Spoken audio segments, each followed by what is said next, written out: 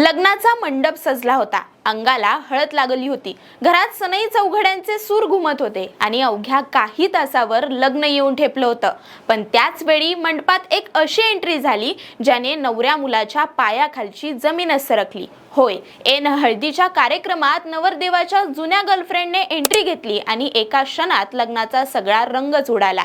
नेमकं काय घडलं सविस्तर जाणून घेऊयात या व्हिडिओच्या माध्यमातून। नमस्कार, मी अक्षदा आणि तुम्ही पाहताय .com महाराष्ट्र। मित्रांनो, पुण्याच्या धानोरी परिसरातील ही खळबळजनक घटना आहे। एका वधूवर सूचक ग्रुपच्या माध्यमातून धानोरीतील एका 29 वर्षीय तरुणीचं लग्न सागर सतीश नेटके या तरुणासोबत ठरलं होतं। सागरने आपण इंजिनियर असल्याचं सांगून मुलीच्या कुटुंबियांचा विश्वास संपादन केला। 15 मार्चला मोठ्या थाटामाटात दोघांचा साखरपुडा झाला।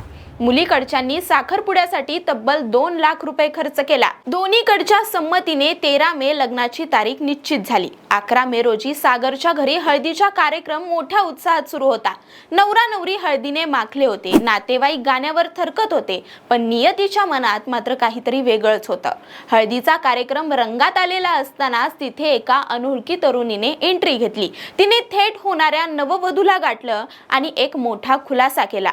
तिने सांगितलं, मी सागरची गर्लफ्रेंड आहे, तो तुझी फसवणूक करतोय। नवरदेवाचे हे जुने प्रेमसंबंध ऐन लग्नाच्या तोंडावर उघड झाल्याने नववधूला आणि तिच्या कुटुंबियांना मोठा धक्काच बसला। तरुणाने आपली फसवणूक केल्याचं लक्षात येताच त्या स्वाभिमानी तरुणीने क्षणाचाही विचार न करता हे लग्न मोडण्याचा धाडसी निर्णय घेतला।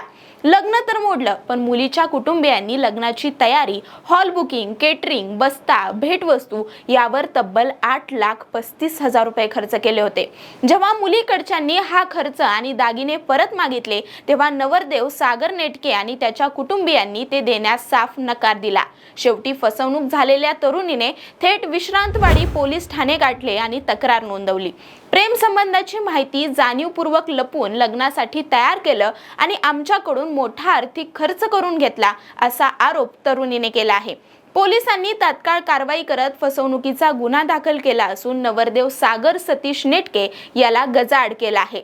या घटनेमुळे संपूर्ण परिसरात एकच खळबळ उडाली आहे। पण ऐन वेळी फसवणूक उघडकीस आल्याने एका तरुणीचं आयुष्य उद्ध्वस्त होण्यापासून वाचलं, एवढं मात्र नक्की। या संपूर्ण घटनेबाबत तुम्हाला काय वाटतं हे कमेंटमध्ये सांगा आणि अशाच नवनवीन अपडेट जाणून घेण्यासाठी आपल्या .com महाराष्ट्राच्या चॅनलला सबस्क्राईब करायला विसरू नका।